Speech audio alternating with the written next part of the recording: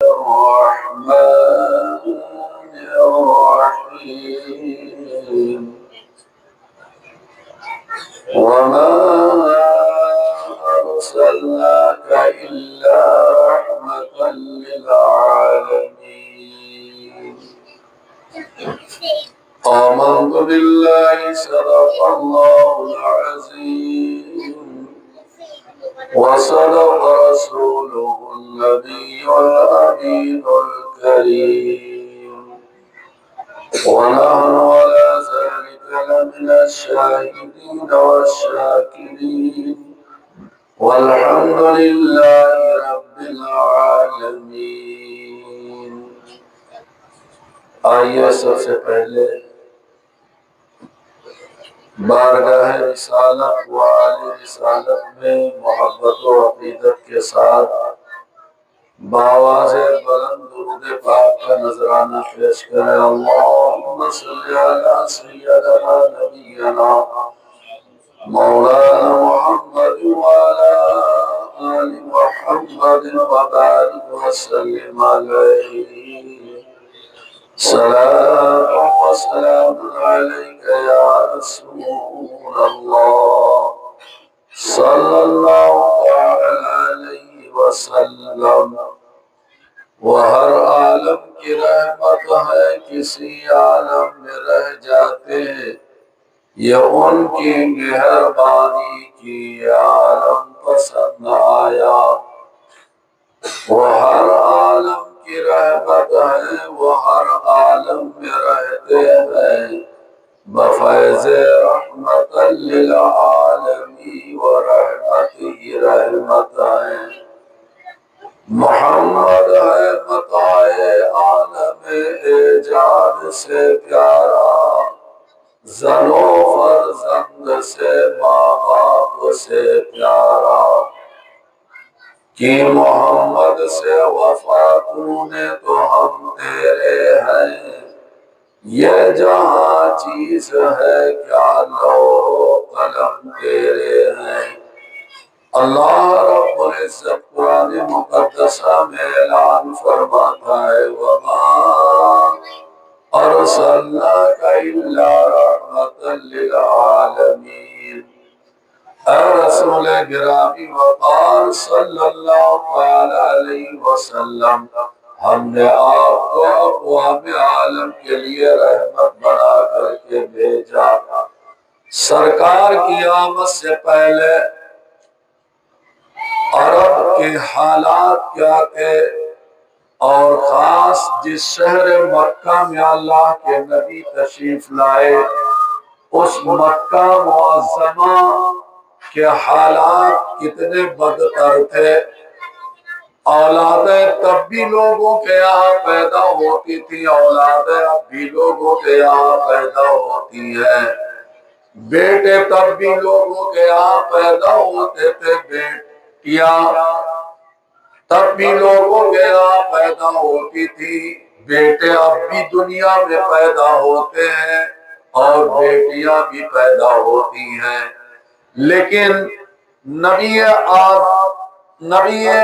رحمت صلی اللہ علیہ وسلم کی آمد سے پہلے دستور عرب آپ اپنی نگاہوں کے سامنے رکھیں، مکہ کا دستور اپنے آنکھوں کے سامنے رکھیں اور ذرا ملاحظہ فرمائیں. عرب کے ایک باپ کا یہ دستور تھا، شہر مکہ کے ایک باپ کا یہ دستور تھا کہ جب ان کے یہاں کوئی بیٹی پیدا ہوتی تھی اور وہ اس بیٹی کو زندہ رکھنا چاہتے تھے تو ایک ٹاٹ کا لباس سلا کر کے اس بیٹی کو پہنا دیا کرتے تھے. جب بیٹی چلنے کے قابل ہو جاتی تھی، پاؤں چلنے لگتی تھی اور ان کا ارادہ ہوتا تھا ہم اس بچی کو رکھیں گے اپنے ساتھ، یہ بچی دنیا میں جیے گی، تو کیا کرتے تھے ان کے پالنے کا انداز آپ دیکھیں، ان کے اپنی بیٹی کی پرورش کا انداز آپ دیکھیں. ان کے اپنی بیٹی کے پالنے کا انداز آپ دیکھیں، ان کی دستور زندگی آپ ملاحظہ کریں، وہ اس بیٹی کو ٹاٹ کا لباس پہنا دیتے تھے اور ہاتھ میں ایک اتنا بڑا لکڑی کا ڈنڈا پکڑا دیتے تھے اور بکریوں کا ایک ریوڑ تیار کر کے اس بیٹی کے حوالے اس جو ہے بکریوں کا ریوڑ کر دیتے تھے اور بکریاں عرب کے صحرا میں ہکا دیتے تھے اور انہی بکریوں کے پیچھے اس بیٹی کو بھی لگا دیتے تھے۔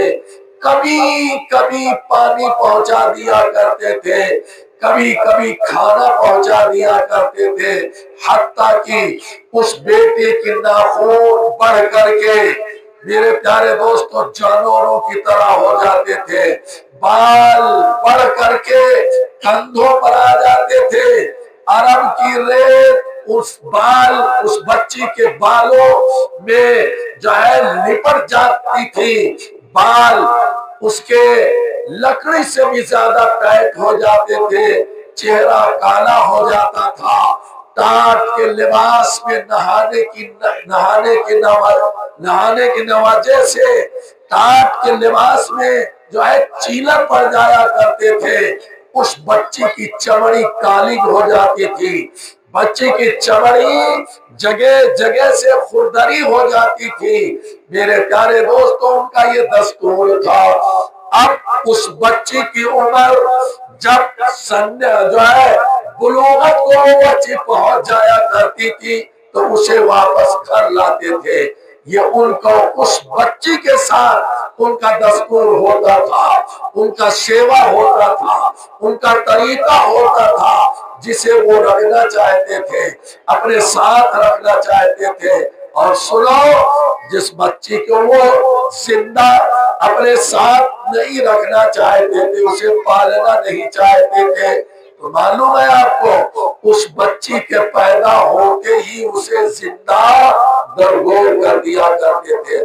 آج بھی مکہ معظمہ میں وہ وادی موجود ہے، جنت المأویٰ کی زیارت کرتے ہوئے آگے بڑھو تو وہ سنسان بوندری کے اندر، احاطے کے اندر وہ جگہ موجود ہے جہاں آج سے 1400 برس پہلے زندہ بچیوں کو درگور کر دیا جاتا تھا۔ جب گائیڈ یہ بتاتا ہے، جب میرے پیارے دوستوں ساتھ رہنے والا معلم یہ بتاتا ہے، ٹھہرو اور ذرا دیکھو، یہ جگہ وہی جگہ ہے جہاں سرکار کی آمد سے پہلے مکہ کے لوگ اپنی بچیوں کو زندہ دفن کر دیا کرتے تھے۔ دیکھ لو یہ وہی جگہ ہے۔ قسم خدا کی جب نگاہ پڑتی ہے تو ایسا لگتا ہے کہ ان بچیوں کی روح ہے آج بھی آواز دیتی ہے، اے کاش ہماری پیدائش سے پہلے دنیا میں اللہ کا رسول تشریف لے آیا ہوتا، محمد رسول اللہ گئے ہوتے تو آج ہمیں کاش اس دھرتی میں دفن نہ کیا گیا ہوتا۔ آج بھی وہ روح ہے، پکارتی ہے۔ میرے پیارے عزیزوں، اب میں عرض کرنا چاہوں گا کہ آخر یہ عرب کے لوگ اپنی بیٹیوں کو زندہ کیوں دفن کر دیتے تھے؟ غور سے سنیے گا، صرف سنیے گا، بولنے کی ضرورت نہیں ہے، کان کھول کر کے سنو۔ کیوں؟ وہ جاہل ضرور تھے لیکن غیور تھے، جاہل ضرور تھے لیکن غیرت مند تھے۔ ہم پڑھے لکھے، ہم اپنے کو انجینئر کہلوائے، ڈاکٹر کہلوائے، بڑا تعلیم یافتہ کہلوائے، لیکن آج کے لوگوں میں غیرت نہیں ہے، اپنے کو کوالیفائی کہتے ہیں، غیرت نہیں ہے، تعلیم یافتہ کہتے ہیں، غیرت نہیں ہے، ترقی یافتہ کہتے ہیں، غیرت نہیں ہے۔ وہ جاہل تھے لیکن وہ جاہل عرب کے اندر غیرت تھی، وہ غیور تھے۔ کیوں بیٹی کو زندہ دفن کرتے تھے؟ معلوم ہے آپ کو، وہ یہ سوچتے تھے دو باتیں۔ پہلی بات تو یہ کہ اگر ہم نے اسے پالا اور یہ سیان ہو گئی تو ہمیں اس کا نکاح کرنا پڑے گا۔ وہ ان کی جہالت تھی کہ کسی غیر کا بیٹا ہمارا داماد بن کر کے ہماری چوکھٹ پر آئے، وہ لوگ اسے پسند نہیں کرتے۔ بتاؤ، کسی کا بیٹا داماد بن کر کے ہماری چوکھٹ پر آئے، انہیں پسند نہ تھا، اس لیے بیٹی ہی کو زندہ دفن کر دیتے تھے کہ نہ رہے گی بیٹی نہ آئے گا داماد۔ ایک وجہ یہ، دوسری وجہ وہ میں نے کہا نا کہ وہ غیرت مند تھے، دوسری ان کی سوچ تھی، حالانکہ وہ سوچ ان کی غلط ہے۔ ان کی دوسری سوچ یہ تھی کہ یہ بیٹی ہے، یہ عورت بنے گی، اور جب یہ عورت بنے گی تو اس کے خواہشات بھی ہوں گے، کہیں ایسا نہ ہو کہ اس کا قدم غلط پڑ جائے، اس سے غلط کام ہو جائے، خواہشات میں آ کر کے یہ بہک جائے، تو ایسی جو ہے بیٹی کے بہکتے ہوئے قدم کو دیکھ پانا انہیں گوارا نہ تھا۔ اس لیے وہ غیرت مند عرب اپنی بیٹی کو اپنی جہالت کی بنیاد پر زندہ درگور کر دیتے تھے، نہ رہے گی بیٹی اور نہ اسے غلط کام ہوگا، لہذا پیدا ہوتے ہی زندہ دفن کر دیتے تھے۔ میرے پیارے دوستو، اب آپ آؤ اور دیکھو کہ اللہ کے نبی سرور کونین صلی اللہ تعالی علیہ وسلم جب دنیا میں تشریف لائے تو میرے پیارے عزیز، عورت کو جانور سے بدتر زندگی گزارنی پڑتی تھی۔ عورت کو باندی بنا کر کے رکھا جاتا تھا، عورت کو کنیز بنا کر کے رکھا جاتا تھا، عورت غلام تھی، غلام بن کے رکھی جاتی تھی، عورت کو آزادی نہیں تھی۔ لیکن سبحان اللہ، جب میرے آپ کے آقا محمد عربی صلی اللہ علیہ وسلم جلوہ گر ہوئے تو آقا کی آمد کی برکت دیکھو، نبی کونین صلی اللہ علیہ وسلم آئے، اور آنے کے بعد جب آپ کے ولادت کا چرچا آپ کے گھرانے میں ہوا، خاندان میں ہوا، قبیلے میں ہوا، تو ایک باندی جو ابو لہب کی باندی تھی، ابو لہب کے گھر کی جو ہے کنیز تھی، دوڑ کر کے پلٹ کر کے آئی، کہا مالک آپ کے گھر بھتیجا پیدا ہوا ہے، اور اے میرے مالک میں نے آپ کے بھتیجے کا چہرہ دیکھا، آج تک شہر مکہ میں اتنا حسین بچہ میری آنکھوں نے کہیں نہیں دیکھا ہے۔ بس ابو لہب خوش ہو گیا، کہا جا کسی خوشخبری سنانے پر میں تجھے آزاد کر رہا ہوں۔ تو جو عورت ہے غلامی کی زندگی جی رہی تھی، اگر دنیا میں آمد پیغمبر کے بعد غلامی کی زنجیروں سے کسی کو آزادی ملی ہے تو عورت ذات کو آزادی ملی ہے، عورت کو آزادی ملی ہے۔ میرے پیارے دوستو، اب آؤ میرے آقا سرور کونین صلی اللہ تعالی علیہ وسلم کہ بارگاہ میں اب وفد کے وفد آتے تھے ایمان لانے کے لیے۔ ایک وفد چل کر کے آیا، جب وہ لوگ مسجد نبوی میں پہنچے تو پتا چلا کہ پیغمبر اسلام اپنے کاشانے اقدس میں تشریف فرما رہے ہیں، باہر تشریف لے گئے، تو اب انتظار کرنا تھا، اس لیے وہ لوگ مسجد نبوی میں بیٹھ گئے۔ اب بیٹھے بیٹھے تو ٹائم کٹتا نہیں، بھئی ابھی تو انہیں ایمان لانا تھا، پھر ایمان لانے کے بعد نماز کا طریقہ سیکھنا تھا، پھر نماز پڑھنا تھا، ابھی تو ایمان لانا، اس لیے بیٹھ گئے، باتیں ہونے لگی تو کہا کہ لوگوں اس طرح تو بغیر کچھ بات کیے ٹائم کیسے پاس ہوگا؟ تو کہا چلو کوئی بات کیا جائے۔ تو کہا سنو، ادھر ادھر کی بات نہیں، ہم میں سے جو بھی سنائے، جو بھی بات کرے، اپنی آپ بیتی سنائے، اس پر اس کی زندگی میں جو گزرا ہو اسے بیان کرے، لیکن بالکل سچ بیان کرے۔ تو جو اس وفد کے امیر تھے، سالار کارواں تھے، وہ بولے بھائی میں ہی اپنی آپ بیتی سنا دے رہا ہوں اور بالکل سچ سناؤں گا۔ کہاں چلیے آپ ہی سنائیے۔ انہوں کہا لوگوں بغور سماعت کرو، میں اپنے گھر میں اپنی زندگی جی رہا تھا، تاجر تھا، تجارت کرتا تھا، مجھے تجارت کی غرض سے ملک شام جانے کی تیاری کرنی پڑی، اور جب میں نے ملک شام کی تیاری کر لیا، تیاری مکمل ہو گئی، مال جانوروں پر ہم نے لاد دیا، سواریوں پر تجارت کا مال لاد دیا، اور اس ٹائم میرے گھر میں میری شریک زندگی امید سے تھی، حمل سے تھی۔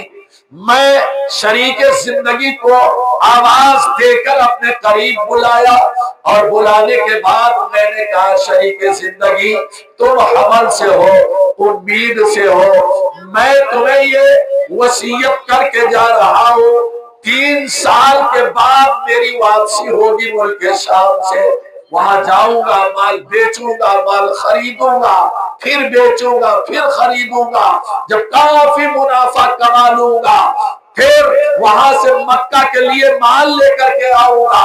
کتنے جو ہے خرید و فروخت میں 3 سال کا ٹائم گزر جائے گا، لہذا تم امید سے ہو، اگر بیٹا پیدا ہو تو میرے لاڈلے کو، میرے پیارے بیٹے کو بڑے ناز و نعمت سے پالنا، اسے تکلیف نہ پہنچنے پائے، اسے ذرہ برابر درد نہ ہونے پائے، بیمار پڑے تو علاج کرا لینا، جو سامان میں تمہارے لیے مہیا کر کے جا رہا ہوں تم فکر نہ کرنا، میرے واپس آنے تک کے لیے تمہارے لیے میرا یہ مال کافی ہوگا۔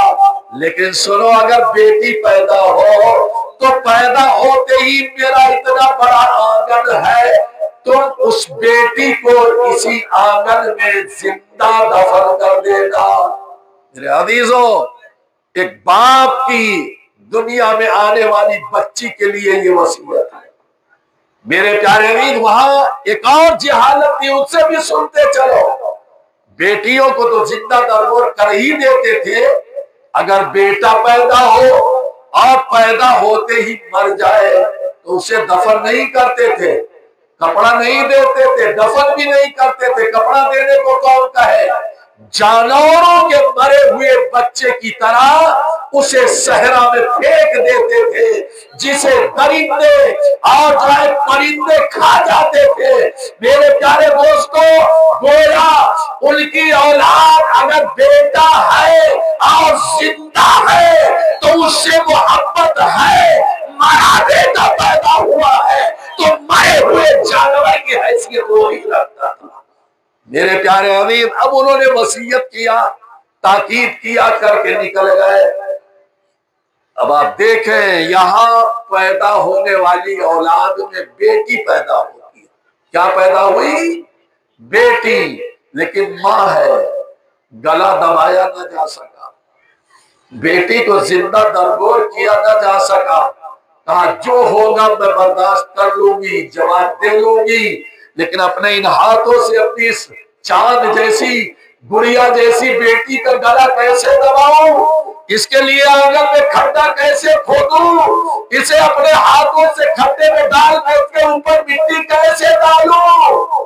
یہ سنانے والے مسجد نبوی میں بیٹھ کر کے سنا رہے تھا، لوگوں جب میں 3 سال کے بعد واپس آیا، میری بیوی نے اس بچی کو اپنے پڑوس میں گھر میں رکھ دیا میرے ڈر سے، لیکن اس بچی کی آمد میرے گھر میں تھی، وہ آتی تھی۔ میں نے پوچھا یہ کون؟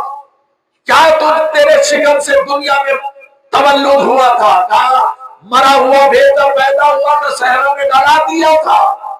اب کہتے ہیں چند دن کے بعد وہ بیٹی کا آنا جانا زیادہ ہوا، انہیں میری بیوی نے تو بتا دیا تھا یہ پڑوسن کی بیٹی ہے، آپ نہیں تھے، میں تنہا تھی، تنہا زندگی گزارنا बड़ा दुश्वार था, मुश्किल था, तो मैंने पड़ोसिन की बेटी को अपने घर में ले लिया ताकि हमारी जिंदगी आसान हो जाए, हमारा वक्त आसानी से गुजरता रहे। मैं उससे मोहब्बत करती रही, वो मुझसे मोहब्बत करती रही, मैं उसके काम आती रही, वो मेरा दिल बहलाती रही। ये मेरी अपनी नहीं, तेरी औलाद तो जिंदा बेटा पैदा, मुर्दा बेटा पैदा हुआ था, उसे सहरा में डाल दे, ये पड़ोसन की बेटी है। अब वो कहते हैं लोगों आती रही वो बेटी, आखिरकार मैं भी उससे मायूस हो गया, वो भी मुझसे मायूस हो गई, हत्ता कि अब वो मेरी आगोश में आकर के बैठ जाती थी। 3 साल की बेटी है, गोद में आकर के बैठ जाती, ये भी प्यार करते, वो भी प्यार करती, ये उंगलियों से उसके जो है जुल्फों में कंघी करते, तो वो भी अपनी नन्ही नन्ही उंगलियों से इनके सर के बालों में कंघी करती, ये उसका रुखसार का बोसा लेते, तो वो इनके पेशानी का बोसा लेती। मोहब्बत इधर से बढ़ती गई, मोहब्बत उधर से बढ़ती गई, ये उसे लाड करने लगे, वो इनका आदब करने लगी, ये उससे प्यार करने लगे, वो इनकी जो है आगोश में झूला झूलने लगी, ये उन्हें चीज लाकर बाजार से देने लगे, तो वो भी अब्बा कह करके पुकारने लगी। जब मैंने देखा कि अब तो बाप चीज ला करके दे रहा है, अब तो बाप आगोश में झूला झूला रहा है, अब तो बाप जुल्फों में अपनी उंगलियों से कंघी कर रहा है, अब तो बाप रुखसार का इसके बोझा ले रहा है, अब तो बाप इसे लाकर चीजें ले रहा है, ये अब्बा कह करके पुकार रही है।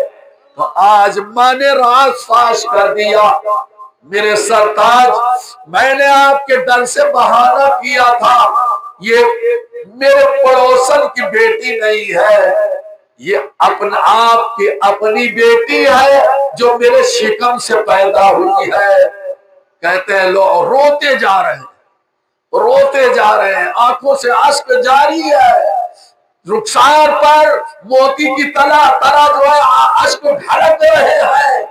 लोगों, मेरे साथियों, बस इतना जानना कि ये मेरी बेटी है, वही बेटी जिसके लिए मेरे सीने में मोहब्बत के दीप जलने लगे थे, अब वही दिल मेरा उस बेटी के लिए पत्थर से ज्यादा सख्त हो गया। कहते हैं लोगों, मैं ताक में लग गया, कब मौका लगे इस बेटी को इसके पास से छीन कर ले जाऊं।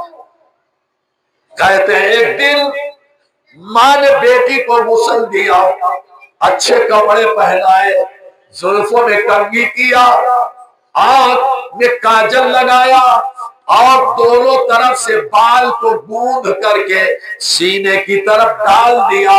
मेरी बेटी का चेहरा चांद की तरह लग रहा था, सीने की जानिब 2 लड़ियां जो बालों की गूंद करके डाली गई थी, ऐसा लगता था कि जैसे मेरी बेटी के जो है सीने पर 2 काले नाग लटक रहे हो। बड़ी हसीन लग रही थी मेरी बेटी, बड़ी जमीन लग रही थी मेरी बेटी, मेरी बेटी का चेहरा चांद की तरह दमक रहा था, लेकिन मेरा दिल पत्थर हो चुका था, मेरे दिल में शैतान अंगड़ाइयां ले रहा था, मेरे दिल का शैतान मुझे बार बार कह रहा था, ए आसिफ, ये तेरी बेटी सयानी होगी, दूसरे की औलाद तेरा दामाद बन करके तेरी चौखट पर आएगा, क्या अरब के दस्तूर को तो मिटा देगा। कहते हैं मेरे अदावत के, बुग़्ज़ के और उस बेटी से नफरत के सांप मेरे सीने पर लौटने लगे। मैं ताक में था, मौका मिले, बस जैसे माँ ने अपनी आगोश में प्यार करने के लिए लिया, मैं आगे बढ़ा और उछक करके माँ की गोद से बेटी को उठा लिया और उठा करके घर से बाहर निकलने लगा। अल्लाहु अकबर। बाप बेटी को लेकर चला, माँ बाप के इरादे को भाग चुकी थी, बाप के इरादे को जान चुकी थी कि अपनी बेटी जानने के बाद अब ये इसे जिंदा दरगोर कर देगा, लेकिन जुल्म के आगे, जबर के आगे, जहालत के आगे, मर्द के कहर के आगे एक मजलूम औरत اپنی زبان کو نہیں کھول سکتی. چپ بیچاری بس دیکھتی رہ گئی، آہ بھی کرنے کی اجازت نہیں. یہ لے کر کے نکل گئے. کہا لوگوں میں بیٹی کو لے کر گھر سے باہر نکل آیا. میری بیٹی راستے میں کہہ رہی تھی ابا کہاں مجھے لے کر چل رہے ہیں، اور سنو میں مڑ کر دیکھتا کہ میری بیوی ابھی دیکھ رہی ہے. جب تک میری بیوی کی نگاہ مجھ پر پڑتی رہی میں بیٹی کو آگوش میں لیا تھا، گود میں لیا تھا، میں نے پلٹ کر کے دیکھا تھا. اب میری بیوی کی نگاہوں سے میں اوجھل ہو گیا ہوں تو بیٹی کو زمین پر پٹک دیا اور اب تک میری آگوش میں چلتی تھی. اے دنیا میں، اے دنیا والوں کو، اے دنیا میں آنے والی ملعون اب آگوش میں نہیں، تجھے پیر گھسیٹتے ہوئے زمین پر چلنا پڑے گا. اللہ اکبر. ننھی سی بچی 3 سال عرب کے ریت پر تلوار رکھتی ہے تو وہ جلتی ہوئی ریت تلووں کو جھلسا دیتی.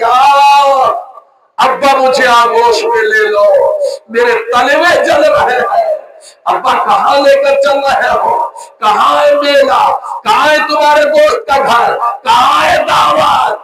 اور وہ بچی جو اب تک پھول کے سیز پر قدم رکھتی تھی، اپنے گھر سے پڑوسن کے گھر ہی تک جاتی تھی، اب آج اس کے تلوے میں نوکیلے ریت کے جو ہے پتھر چھپے ہوئے چبھ جاتے ہیں تو آ کر کے بیٹھ جاتی ہے. ابا کتنی دور ہے میرا. میرے پیارے دوستوں کہتے ہیں لوگوں مجھے ذرہ بھر اس پر رحم نہ آیا. گھسیٹتے ہوئے میں اس کو لے کر کے چلا. جب وہاں پہنچا جہاں ہمیں اسے جو ہے دفن کرنا تھا ایک طرف کھڑا کر دیا. میں آستین سے پہر چھوٹے سے کدال کو نکالا، کھڈا کھودنا شروع کر دیا. میں کھڈا کھود رہا تھا، ریت اڑتی تھی، میری داڑھی پر پڑتی تھی، میری زلفوں پر پڑتی تھی، میرے لباس پر پڑتی تھی، میرے ابا کے دامن پر پڑتی تھی.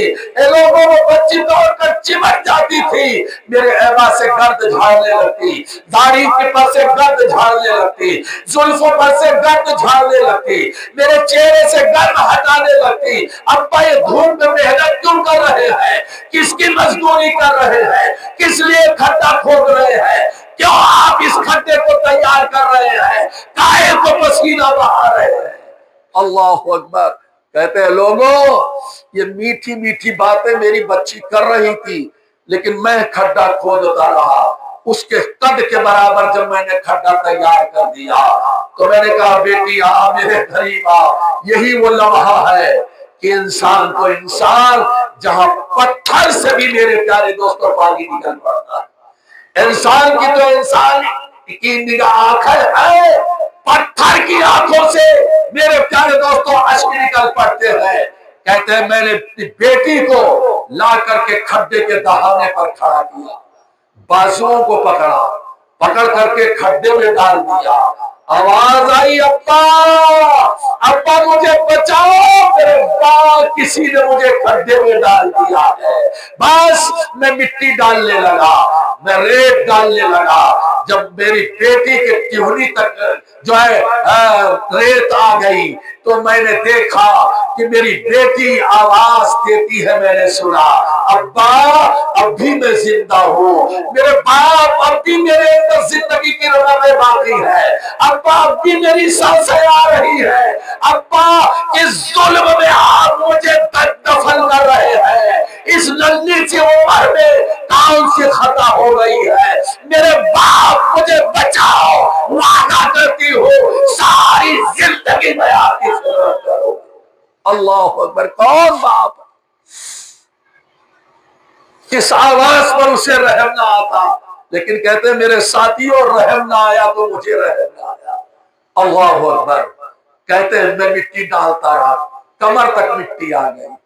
پھر میری بیٹی نے کہا ابا ابھی زندہ ہو، ابھی سانسیں باقی ہے، اب تو نکال لو. یہ تو بتا دو کس جرم میں آپ مجھے کھڈے میں دفن کر رہے ہیں؟ میری غلطی تو بتاؤ، میرا جرم تو بتاؤ، میرا قصور تو بتاؤ. कहते मैं मिट्टी डालता रहा, गले तक मिट्टी आ गई, रेत गले तक आ गई, अब तो हाथ भी रेत के अंदर दब गए, सिर्फ मुंह आवाज देने के लिए मुंह बाकी बचा। कहते आवाज आती, अब्बा गर्दन तक रेत आ गई, अब भी मैं जिंदा हूं, अब भी मेरे जिस्म में जान की रमक बाकी है, अब भी मेरी सांसें आ रही है। अब्बा वादा करती हूँ आपके कपड़े धोऊंगी, आपका बिस्तर लगाया करूंगी, आप सयानी हो गई, आप तो आपके लिए खाना लगाया करूंगी, आपके गुस्ल के लिए पानी दिया करूंगी। अब्बा मैं जिंदगी में अपनी आपको कभी तकलीफ नहीं पहुंचाऊंगी। किस जुर्म में आप मुझे जिंदा दरगोर कर रहे, निकालिए। कहते हैं लोगों गले तक मिट्टी पहुंची, फिर मैं मिट्टी डालने लगा, और जब सर पर रेत पड़ गई तो आखिर में एक बड़ा सा पत्थर उठाया, और उठाने के बाद पत्थर को यूं ऊपर उठाया और छोड़ दिया। जब पत्थर मेरी बेटी के सर पर जाकर के गिरा तो आखिरी आवाज निकालती है, मेरे अब्बा किस जुर्म में आपने जिंदा दफन किया है, मेरे बाप मेरे जाते जाते दुनिया से मेरा जुर्म तो बता दीजिए। मेरे प्यारे दोस्तों, कहते हैं ये बयान करते करते आवाज रुक गई। जनाब आसिम की इतने में रहमत दो आलम तशरीफ ले आए, नबियों का ताजदार तशरीफ ले आया, इमामुल अंबिया तशरीफ ले आया, फजल आदम तशरीफ ले आया, नादिश ईसा तशरीफ ले आया। मेरे प्यारे दोस्तों, हम सबका आका तशरीफ ले आया, यतीमों का वाली तशरीफ ले आया, गुलामों का आका तशरीफ ले आया, बेबसों का बस तशरीफ ले आया, बेबसों का कष्ट तशरीफ ले आया। वो नबी तशरीफ ले आया जिसके आमद पर दुनिया में औरतों को जीने का हक मिला। मेरे प्यारे बीवी, औरतें बड़ी बनी बनी घूमती है, रमजान के महीने में भी 100 मरतबा इनसे दुरूद अपने आका पर नहीं भेजा जा सकता। माँ बाप ने कुरान पढ़ा दिया है तो इन लानतियों से रमजान में भी कुरान नहीं पढ़ा जा सकता। इन्हें नबी की लाडली की सीरत नहीं याद आती, इन्हें नबी की लाडली का किरदार अपना लेने के लिए तौफीक नहीं होता है। ए औरतों सुनो, तुम जो दुनिया में आज जी रही हो, खा रही हो, पहन रही हो, शौहर वाली हो, बेटे वाली हो, बेटी वाली हो, जायदाद वाली हो, प्रॉपर्टी वाली हो, दौलत वाली हो, ये सब सदका है फातिमा के बाप मोहम्मद रसूलुल्लाह। वरना तो तुम्हें जिंदा तक गाड़ दिया जाता था, तुम्हें तो जानवर के पीछे लगा दिया जाता था, तुम्हें तो सही टाइम पर पानी नहीं मिला करता था। तो शुक्र अदा करो अल्लाह तबारक व तआला का, और एहसान मानो मोहम्मद रसूलुल्लाह सल्लल्लाहु अलैहि वसल्लम का कि नबी तशरीफ लाए तो तुम्हें जिंदगी का हक मिला है, जीने का हक मिला है। आका आ गए,